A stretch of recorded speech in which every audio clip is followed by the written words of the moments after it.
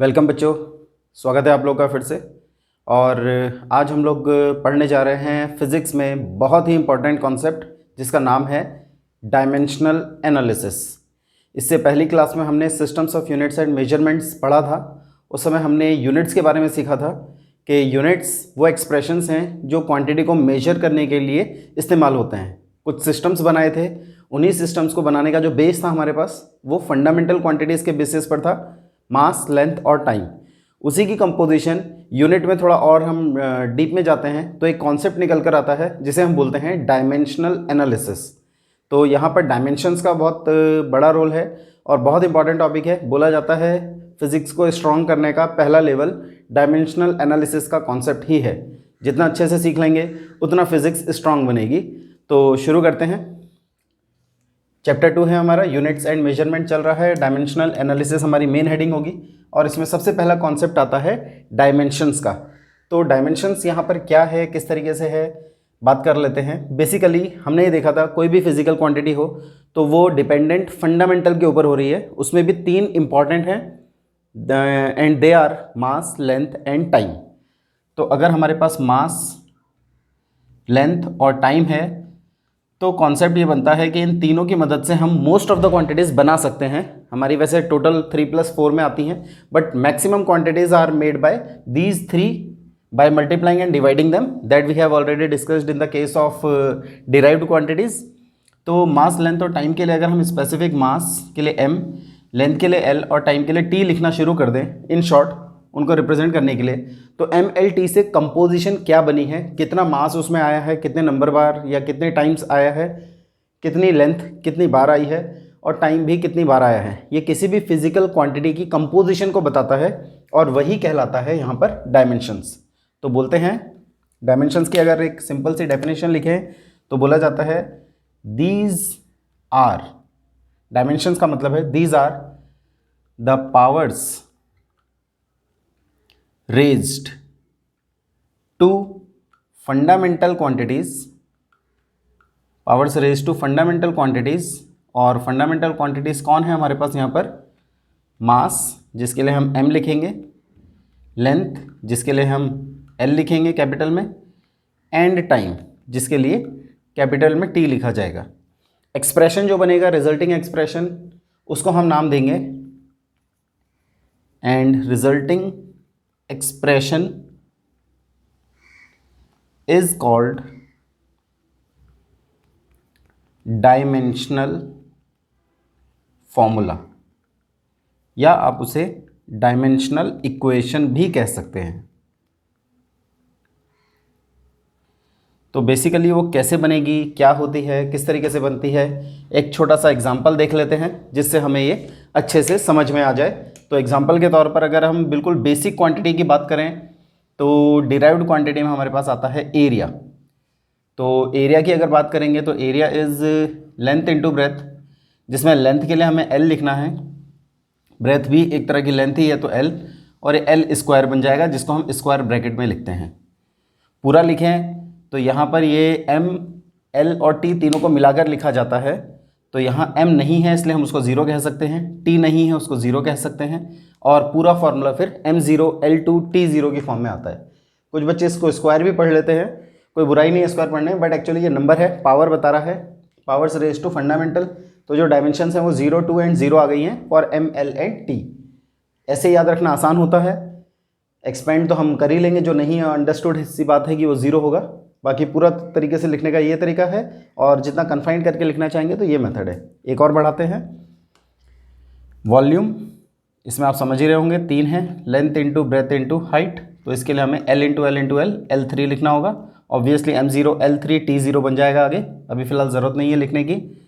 ऐसे ही डेंसिटी की बात करेंगे तो density is mass upon volume. तो mass is M, volume is L3, हम निकाल चुके हैं, तो ये बन जाएगा ML-3। पूरा लिखेंगे तो M1 L-3 T0 बनता है। लिखने का तरीका ध्यान रहे, हमेशा स्क्वायर ब्रैकेट में लिखते हैं हम इसको। ये हमारे डायमेंशन है 1, -3 and 0, powers raised to the fundamental quantities. एक और simple, speed distance upon time formula है। तो डिस्टेंस के लिए एल, टाइम के लिए T, L T minus one. Acceleration की बात करेंगे तो एस्लरेशन इज वेलोसिटी या डिस्प्ले स्पीड अपॉन टाइम के हिसाब से कहा जाता है, चेंज के हिसाब से है। यहाँ स्पीड और वेलोसिटी दोनों के लिए एक ही फॉर्मूला चलता है, टेबल में आगे बात भी करेंगे। वेलोसिटी अपॉन टाइम और change in velocity upon time, तो एल टी माइनस वन हमने वेलोसिटी के लिए बना ही रखा है, टाइम ऑलरेडी आ गया, तो ये बन जाता है एल टी माइनस टू। पूरा लिखेंगे तो आप समझ रहे हैं, M zero L one T minus two. ऐसे ही आगे बढ़ाएंगे तो फोर्स के लिए आता है, फोर्स मास और एस्लेरेशन का प्रोडक्ट है, तो मास के लिए m, एस्लेरेशन के लिए एल टी माइनस टू बना लिया है, तो ये बन गया है M L T minus two. इस तरह से बहुत सारे एग्जांपल्स हैं, बहुत सारी क्वांटिटीज़ हैं। आप अपनी एनसीईआरटी की बुक को उठाकर देखेंगे तो उसमें बहुत सारी क्वांटिटीज़ आपको मिलेंगी, एक बड़ा सा टेबल मिलेगा, उसमें से छांट कर कुछ इंपॉर्टेंट जिनकी अभी हमें स्टार्टिंग में ज़रूरत है उनकी हम बात कर रहे हैं। फिलहाल हमारा फोकस एम एल टी को लेकर है। आगे आने वाले केसेस में ये बाकी की हमारी फंडामेंटल क्वांटिटीज़ जो बाकी की चार है, उसमें से टेम्परेचर के लिए केल्विन, करंट के लिए एम्पियर भी यूज़ करता है, but that we will discuss later on. अभी पहले हमें इसे अच्छे से समझने के लिए जितना मिनिमम रिक्वायरमेंट है उसकी बात करनी है। तो एम एल टी की फॉर्म में लिखेंगे। कुछ इंपॉर्टेंट क्वांटिटीज़ हैं जिनकी हमें बार बार ज़रूरत पड़ने वाली है, तो उनको लेकर हमें एक टेबल डिस्कस करना होता है, उसकी बात करते हैं। फिलहाल आप इसको पॉज करके नोट कर लेंगे।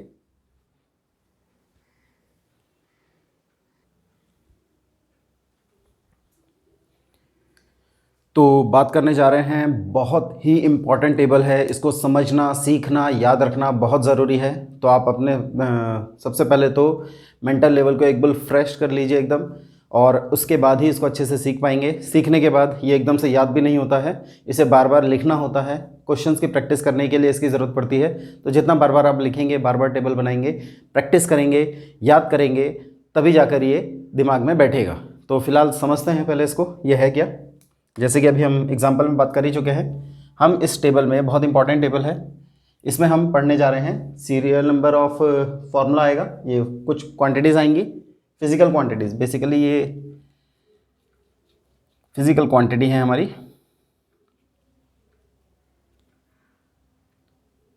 Physical quantity. और उसके बाद हमारे पास यहाँ पर इसमें फॉर्मूला होगा, फिर हम डायमेंशनल फॉर्मूला की बात करेंगे,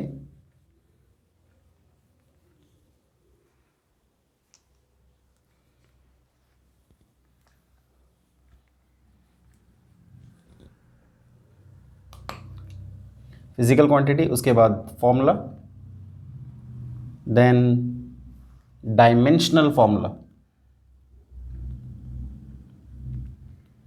and then SI unit.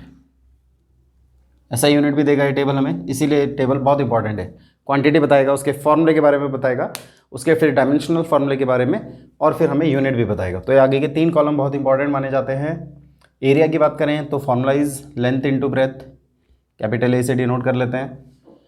L into L, जिसको हमने लिखा L2, पूरा लिखने का तरीका आपको बताया गया है। यूनिट एल के लिए मीटर होती है, तो मीटर स्क्वायर यहीं से बन गया। वॉल्यूम, लेंथ, ब्रेथ और हाइट है, L इंटू एल, तो ये L3 आ जाएगा। लेंथ के लिए मीटर, तो मीटर क्यूब। फॉर्मूला ही, डायमेंशनल फॉर्मूला ही हमें ऐसा यूनिट निकालने में भी मदद कर रहा है। Density is mass upon volume, इसके लिए जो सिंबल होता है वो हम लिखते हैं रो, RHO, रो ये सिंबल है, आप जानते हैं पहले से। मास के लिए m, वॉल्यूम के लिए L3, तो बन गया ml-3, और मास के लिए kg, लेंथ के लिए मीटर, पावर -3 है, यानी जो पावर यहाँ है वो एज इट इज़ रहेंगे। mlt को kg, मीटर और सेकंड से रिप्लेस कर देना है सिंपली। स्पीड और वेलोसिटी दोनों का फॉर्मूला डिस्टेंस अपॉन टाइम या डिस्प्लेसमेंट अपॉन टाइम होता है, जिसमें डिस्टेंस हो या डिस्प्लेसमेंट, दोनों के लिए हम लिखते हैं L। टाइम के लिए T है, तो LT-1 आ गया है, और मीटर पर सेकंड यूनिट इसके लिए बन रही है। एक्सेलरेशन इज़ वेलोसिटी, और basically it is change in velocity divided by time, तो LT-1 अपॉन T बन जाता है LT-2, और यूनिट बन जाती है मीटर पर सेकंड स्क्वायर।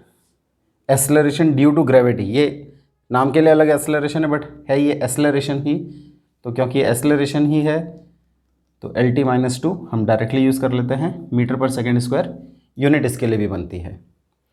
तो ये टेबल है, अभी इतने में ख़त्म नहीं हुआ है, बहुत बड़ा टेबल है, NCERT बुक के हिसाब से तो बहुत बड़ा है। मोर देन 95 क्वांटिटीज़ आ जाती हैं उस टेबल के अकॉर्डिंगली, लेकिन घबराने की ज़रूरत नहीं है, हमें इतनी सारी क्वांटिटीज़ नहीं पढ़नी है अभी फ़िलहाल के लिए। अभी हम फोकस करेंगे अराउंड 35 to 40 क्वांटिटीज़ के लिए। उतनी क्वांटिटीज़ हमें अगर याद हो जाती हैं, इनके डायमेंशनल फॉर्मूले याद हो जाते हैं, तो हमारा काम उतने से चल जाता है।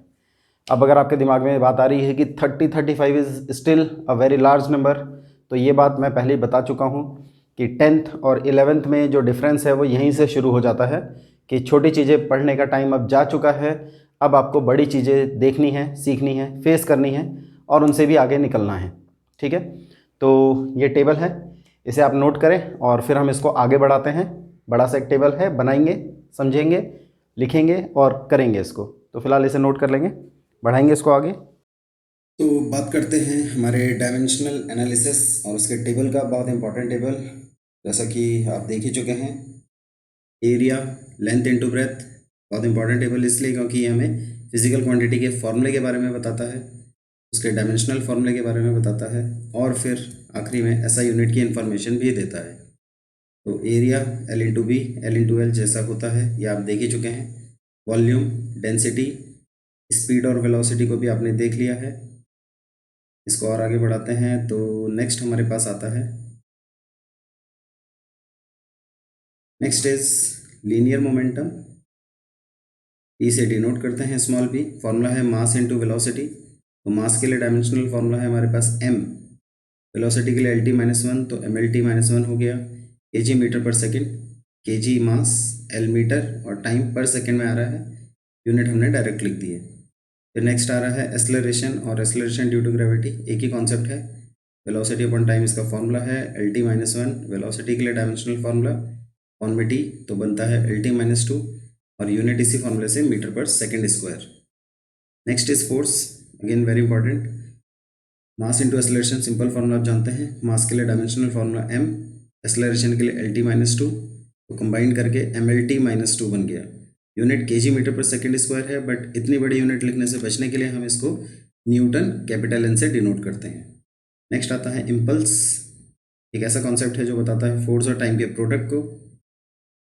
फोर्स डायमेंशनल फॉर्मूला ऊपर पढ़ा हमने, MLT-2, टाइम के लिए t कंबाइन करके MLT-1 तो यूनिट बनती है फोर्स इंटू टाइम से बना दिया हमने इसको न्यूटन सेकेंड, अदरवाइज आप इसको kg मीटर पर सेकेंड भी बोल सकते हो। और kg मीटर पर सेकेंड आप देख रहे हो ये यहाँ भी है, यानी एक तरह से कहीं ना कहीं मोमेंटम से रिलेटेड है। कैसे, किस तरह से, क्या डिटेल है, वो सारी बातें हमें आगे यूनिट्स में पढ़ने को मिलेंगी। नेक्स्ट आता है work done which is equals to force and displacement in product. Force के लिए MLT-2, डिस्प्लेसमेंट L बन जाता है ML2T-2, न्यूटन मीटर और जूल इसकी यूनिट बन जाती है। देन एनर्जी, ऑल टाइप्स, जितने भी टाइप की एनर्जी होंगी सब they are equivalent to work done, so same dimensional formula is work done and same unit joule. तो इसे पॉज करके नोट करेंगे और आगे बढ़ेंगे।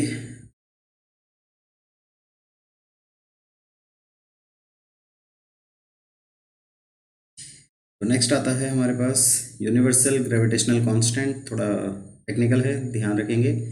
हमने फर्स्ट चैप्टर में पढ़ा था universal law of gravitation, gravitational force, weakest force of nature, वहीं से फॉर्मूले से बनाया है क्रॉस मल्टीप्लाई करके।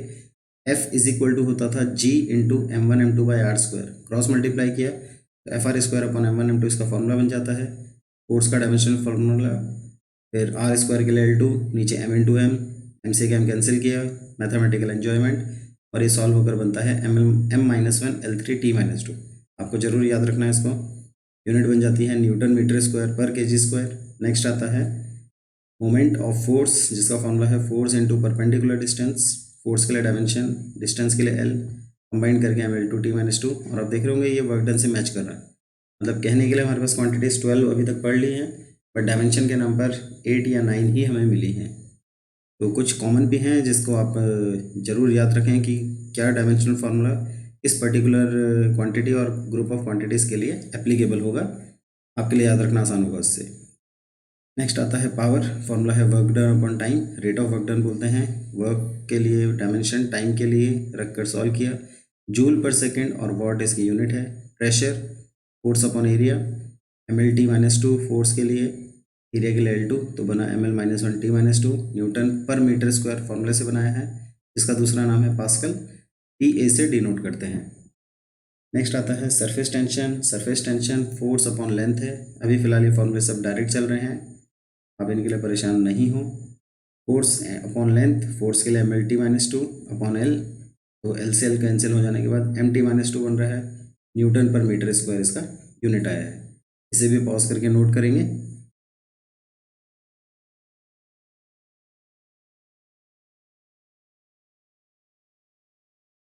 तो नेक्स्ट बढ़ाते हैं सरफेस एनर्जी। ये बेसिकली एनर्जी है सरफेस की, एनर्जी के बराबर है ml/t-2 तो जूल इसका डायमेंशन आ जाता है। नेक्स्ट है इज फोर्स कांस्टेंट के, फोर्स पर यूनिट डिस्प्लेसमेंट है। फोर्स अपॉन लेंथ सॉल्व करके mt-2 newton per metre unit. Next is thrust, force के बराबर है ml-2 न्यूटन यूनिट होगी। टेंशन, ये भी फोर्स ही होता है एक तरह का। बेसिकली थ्रस्ट हम फ्लूइड या लिक्विड के थ्रू आने वाले फोर्स को कहते हैं, टेंशन स्ट्रिंग में डेवलप होने वाले फोर्स को कहा जाता है। तो डायमेंशनली ये सेम रहेंगे। नेक्स्ट इज स्ट्रेस, सॉलिड्स के केस में आने वाला फोर्स अपॉन एरिया है। प्रेशर लिक्विड और गैसियस केस में हम कंसीडर करते हैं, सॉलिड में उसी फॉर्मूले को स्ट्रेस बोल देते हैं। ml-2 डिवाइडेड बाई L2 हो रहा है, सॉल्व करके ml-1t-2 पास्कल या न्यूटन पर मीटर स्क्वायर इसका SI यूनिट। देन स्ट्रेन, ये थोड़ा हटकर है, change in configuration divided by original configuration. ये इसका फॉर्म है जिसमें सेम क्वांटिटी का रेशो बन रहा है, इस वजह से हम इसको बताते हैं it is giving no dimension. इसकी कोई डायमेंशन नहीं है, कोई यूनिट नहीं है, क्योंकि सेम क्वांटिटी का रेशियो होता है। Change in length upon original length, change in area upon original area, या change in volume upon original volume, इस तरह का इसका फॉर्मूला होगा। Next is radius of gyration, distance के बराबर है L और मीटर अपनी जगह पर है, तो इसे भी पॉज करके नोट करेंगे। आगे बढ़ाते हैं।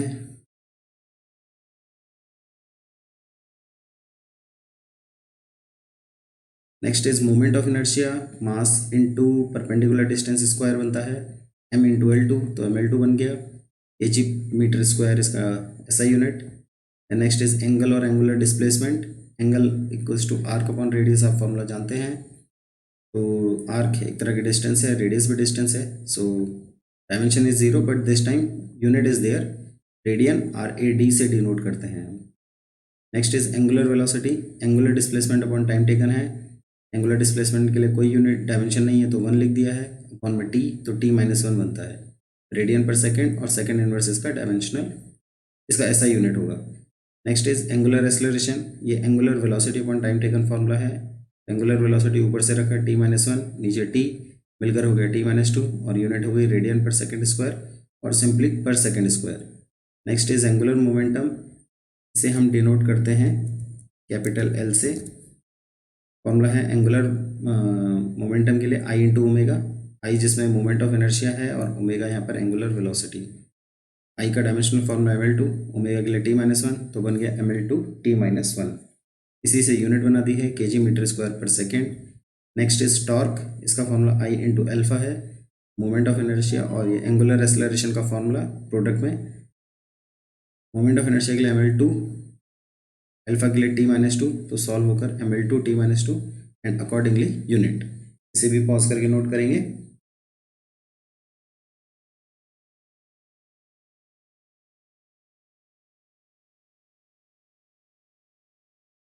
नेक्स्ट इज वेवलेंथ, एक तरह की डिस्टेंस है, लैम्डा से डिनोट होता है, और L के बराबर unit metre, frequency number of cycles upon time या number of vibrations upon time कह सकते हो, 1/t तो t-1 सेकेंड इनवर्स, और hertz.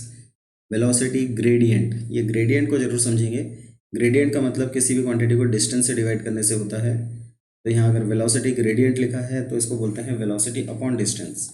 Velocity is L-1, distance is L तो ये t-1 बना, सेकेंड इनवर्स इसकी यूनिट हो गई। रेट ऑफ फ्लो, इसे बोलते हैं, ये लिक्विड के फ्लो के लिए होता है, कितना वॉल्यूम फ्लो हुआ, कितने टाइम में हुआ, रेशो कर देंगे, रेट ऑफ फ्लो बनता है इससे। तो वॉल्यूम के लिए L3 टाइम के लिए T, तो बन जाता है L3T-1 मीटर क्यूब पर सेकेंड, फॉर्मूले से ही यूनिट बना दी है। Next is Planck's constant, energy upon frequency, E upon new है ये, mL/T-2 is for energy, T-1 is for frequency, तो T-1 ऊपर जाके +1 हो गया, T-2 +1 से ये -1 बना है, mL/T-1 जूल सेकेंड इसका यूनिट बन गया। Next is linear mass density, और मास पर यूनिट लेंथ बोलते हैं, स्मॉल एन से डिनोट होता है फैक्टर, एक इंपॉर्टेंट फैक्टर है, कई जगहों पर यूज़ होता है। मास अपॉन लेंथ बोलते हैं, M/L, mL-1 इसका डायमेंशनल फार्मूला, kg/मीटर इसकी यूनिट। इसे भी पॉज करके नोट करेंगे।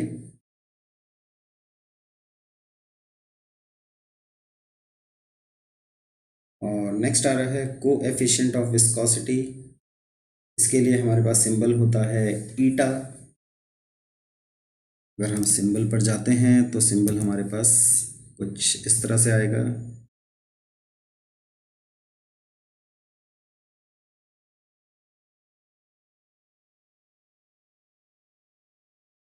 एक स्पेशल सिंबल है, ग्रीक लेटर्स के फॉर्म में आता है, और इसे हम कुछ ऐसे दिखाते हैं। तो ये सिंबल होगा, एन की तरह दिखता है बट एन नहीं है, ईटा कहते हैं हम इसको। Coefficient of viscosity, viscosity word गाढ़ेपन के लिए कहा जाता है, लिक्विड में गाढ़ापन। डिटेल सारी आपको आगे की यूनिट्स में मिलेगी। फॉर्मूला है इसका F/R/A वेलोसिटी, फोर्स के लिए mL/T-2, आर रेडियस के लिए L, एरिया के लिए L2 और वेलोसिटी के लिए L/T-1। कैंसिल और कॉम्बिनेशन करके mL-1 इसका फॉर्मूला, और यूनिट होती है डेकापोइस। फिर आता है मॉड्यूलस ऑफ इलास्टिसिटी, जिसमें 3 टाइप आते हैं। Young's modulus denoted by capital Y, bulk modulus generally denoted by capital B, and modulus of rigidity, इसे भी हम ईटा से ही डिनोट करते हैं। तो मॉड्यूलस ऑफ रिजिडिटी अगर आपको दिया है तो ईटा मेंशन करके रखेंगे, परेशान नहीं होना है कि हम कैसे ईटा को आइडेंटिफाई करेंगे कि वो विस्कोसिटी के लिए है या मॉड्यूलस ऑफ इलास्टिसिटी के लिए, वो आपको क्वेश्चन में क्लियर रहेगा। फॉर्मूला होता है सभी के लिए स्ट्रेस अपॉन स्ट्रेन, स्ट्रेस का डायमेंशन रखा है, स्ट्रेन के लिए कुछ नहीं है, तो फॉर्मूला सेम रह गया, mL-1 T-2, और यूनिट है पास्कल। तो ये हमारी मोस्ट ऑफ द क्वांटिटीज़ हमने यहाँ पर आकर कंप्लीट कर ली हैं, इसे भी आप पॉज करके नोट कर लेंगे। और जहाँ टेबल बना रहे हैं वहाँ नीचे 3-4 कॉलम जरूर छोड़ देना, 3-4 रो, सो दैट आपको कुछ नई क्वांटिटी मिलती है कभी क्वेश्चन करते हुए तो आप उसे नोट डाउन कर सकते हैं अपने नोट्स में। तो थोड़ा सा स्पेस बना के ज़रूर चलना है। ये हमारा डायमेंशनल एनालिसिस का टेबल हुआ, बहुत इंपॉर्टेंट है। और अब इसके बाद बारी आती है हमारे एप्लीकेशंस ऑफ डायमेंशंस की, तो उसे हम देखेंगे आगे।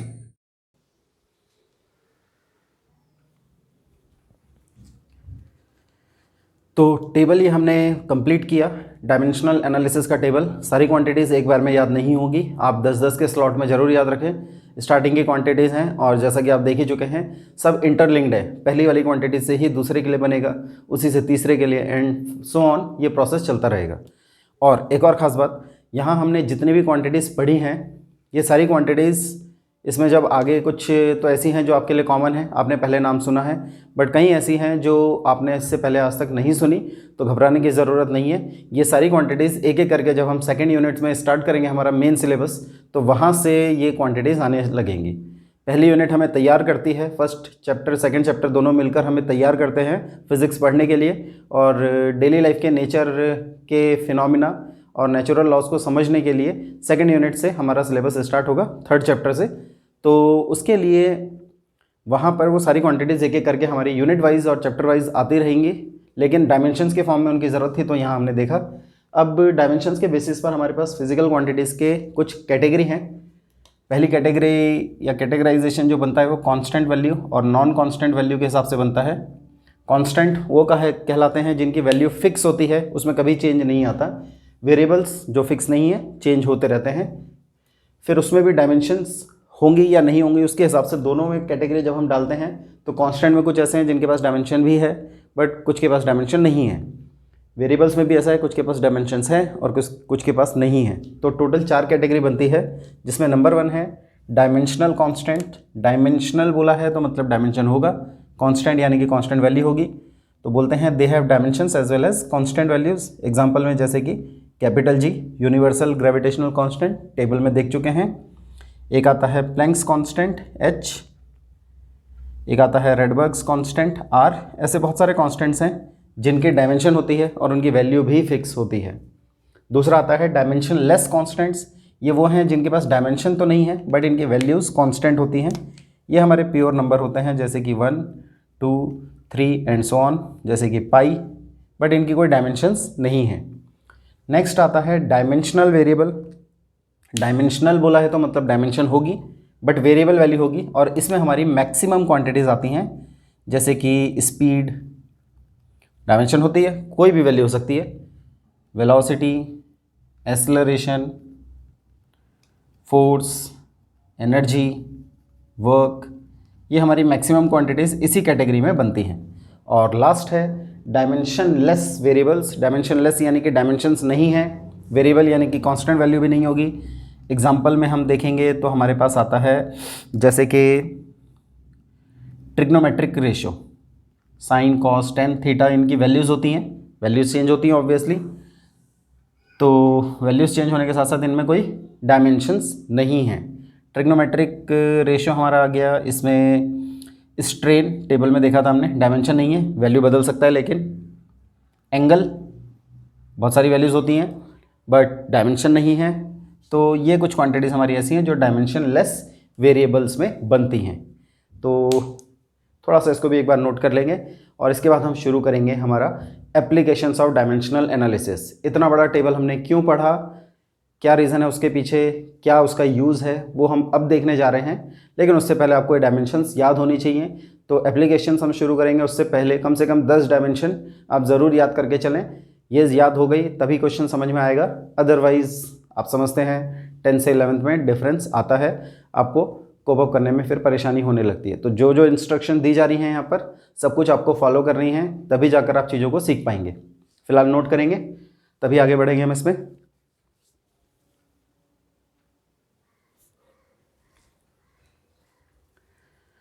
तो शुरू करते हैं फिर से, बहुत इंपॉर्टेंट टॉपिक, और ये है एप्लीकेशंस ऑफ डायमेंशनल एनालिसिस। बहुत इंपॉर्टेंट है, 4 स्टार हमने रखे हैं, ध्यान रखेंगे। स्टार जहाँ पर भी मार्क्ड हो रखे हैं ये इंपॉर्टेंस को इंडिकेट करता है, नंबर ऑफ स्टार्स जितने ज़्यादा इंपॉर्टेंस भी उतनी ही ज़्यादा। और यहाँ पहली एप्लीकेशन आ रही है to check correctness of a given formula और रिलेशन।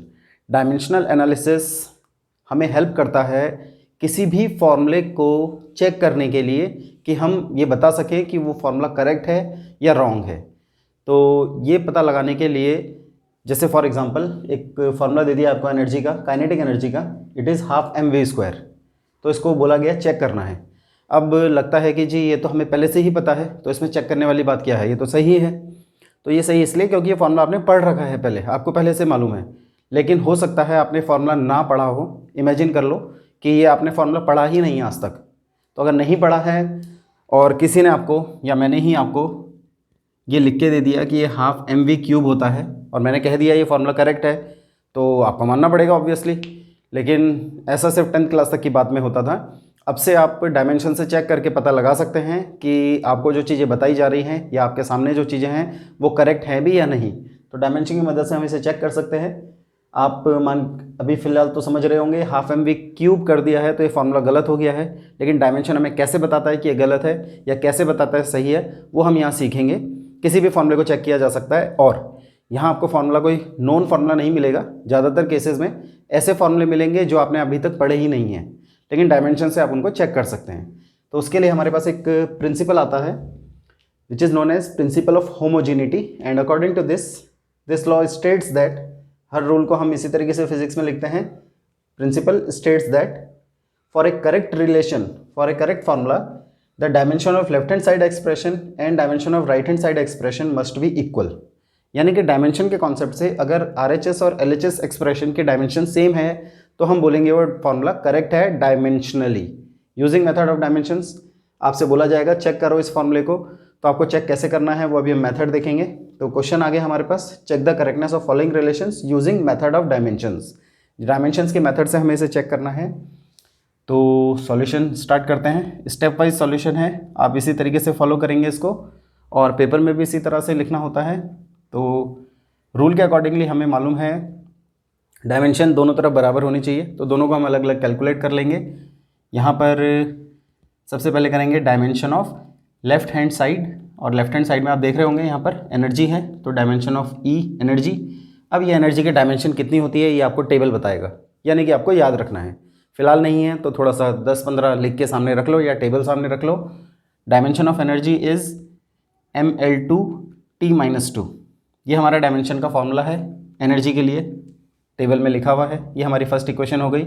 इसी तरह से dimension of right hand side को अगर आप चेक करेंगे तो डायमेंशन ऑफ हाफ mv⁻³ आएगा। तो हाफ को छोड़ दिया करते हैं, जानते हैं हम डायमेंशन लेस कांस्टेंट है, छोड़ दो। m के लिए हम लिखते हैं m, और वेलोसिटी के लिए लिखते हैं LT-1, और ये पावर 3 है। तो जब हम इसे कंबाइन करेंगे तो ये बनेगा mL3T-3।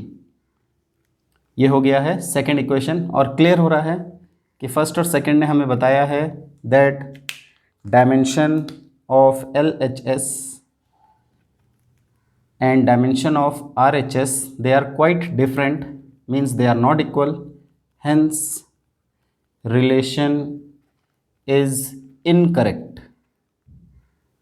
dimensionally। Relation is incorrect dimensionally, यानी डायमेंशन के नॉलेज ने हमें बता दिया है रिलेशन इनकरेक्ट है।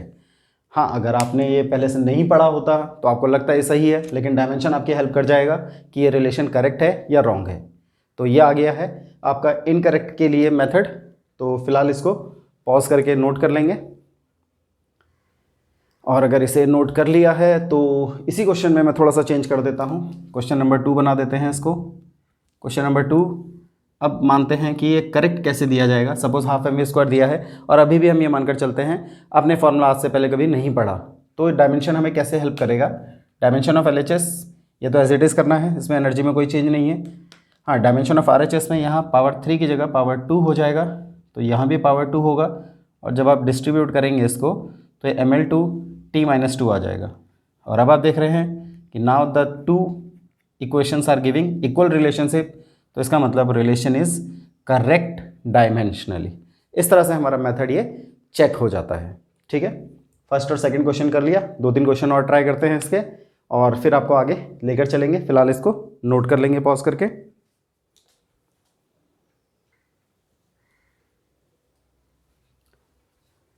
तो बढ़ाते हैं कुछ क्वेश्चंस और आगे, और यहाँ पर हमारे पास आ रहा है थर्ड पार्ट।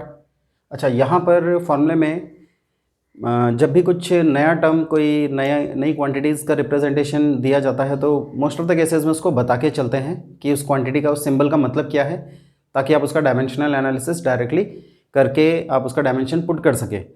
कभी कभी ऐसा होता है कुछ लीस्ट इंपॉर्टेंट क्वांटिटीज़ या स्मॉलर क्वांटिटीज़ जैसे कि M, L, R, इनको हम जनरली नहीं भी बताते क्वेश्चन में, तो कुछ मीनिंग यूजुअल मीनिंग में आती हैं, अंडरस्टूड होती हैं कि उस सिंबल का मतलब वही है, बट मैक्सिमम केसेस में बता दिया जाता है।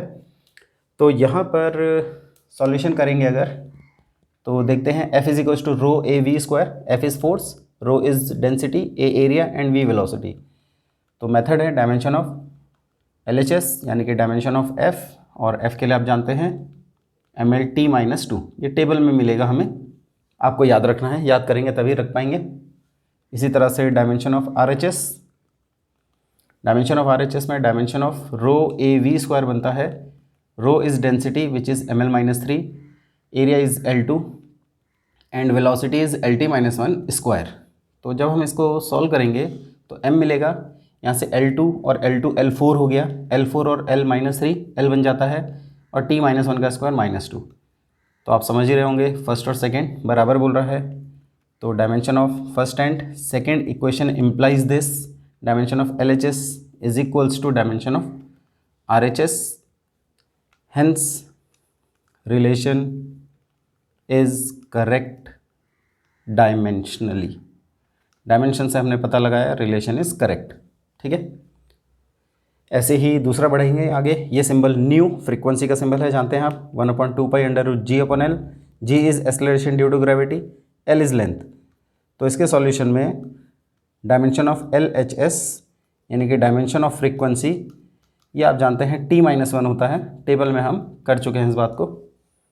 तो डायमेंशन ऑफ फ्रीक्वेंसी के बाद RHS की बात करेंगे। Dimension of RHS means dimension of 1/2 pi √g/L। तो 1/2 पाई कॉन्स्टेंट फैक्टर है, उसको लेने की ज़रूरत नहीं है, छोड़ देंगे। अंडर रूट के अंदर g है, जिसका मतलब होता है L t-2 acceleration. L already है, L से L कट जाएगा। ये t-2 का मतलब है t⁻⁻1 का होल स्क्वायर, तो रूट के बाहर होल स्क्वायर आएगा तो t-1 बचेगा।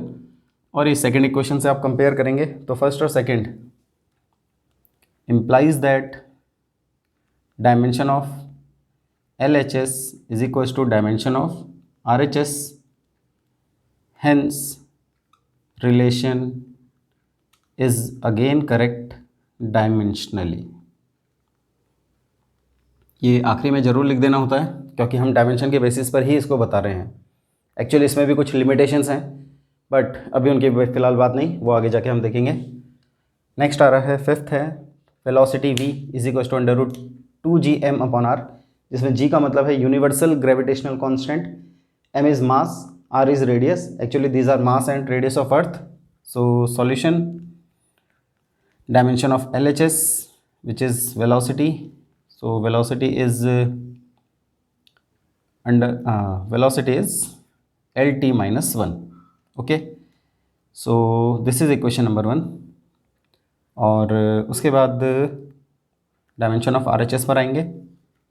तो डायमेंशन ऑफ RHS में डायमेंशन ऑफ √2gm/r आ रहा है, और ये बन जाएगा √2 को छोड़ दो, कांस्टेंट है, हमेशा के लिए छोड़ दिया करते हैं।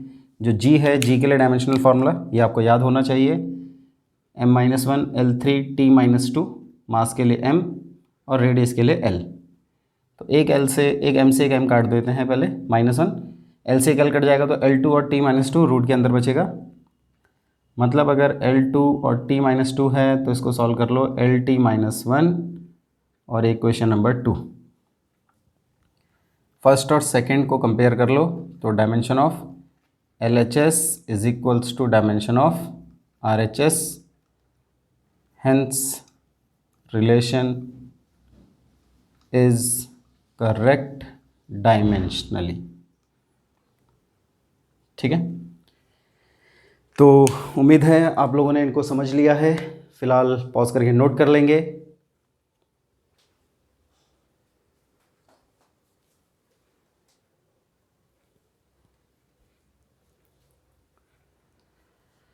तो ये थे हमारे डायमेंशनल एनालिसिस के टेबल के बाद क्वेश्चन। पहली एप्लीकेशन को हमने देखा, उसके क्वेश्चंस देखे, और अब इसमें आगे कुछ और एप्लीकेशंस भी बची हैं, बट उनकी बात हम करेंगे अगली क्लास में। उससे पहले आप लोग इनके जितने भी क्वेश्चंस आपको बुक में मिलते हैं मैक्सिमम ट्राई करिए। नहीं होता है कोई तो ज़रूर उसको कमेंटिंग सेक्शन में कमेंट करके भी आप पूछ सकते हैं। और अपनी तरफ से ये हो गया है, ये क्लास अगर आपने अटेंड कर ली है तो एटलीस्ट इस टॉपिक को अपना प्रिपेयर करके स्ट्रॉन्ग बना लीजिए। ठीक है, तो लेकर आएंगे आपके लिए अगली क्लास में फर्दर एप्लीकेशंस। तब तक के लिए टेक केयर, गुड बाय।